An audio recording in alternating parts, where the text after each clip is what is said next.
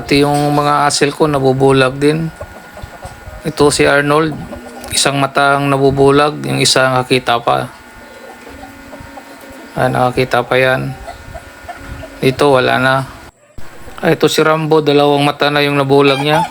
Totally blind na talaga siya. Itong mga asil, hindi naman nabubulok yung mata nila. Yung mga BPR lang ang nabubulok.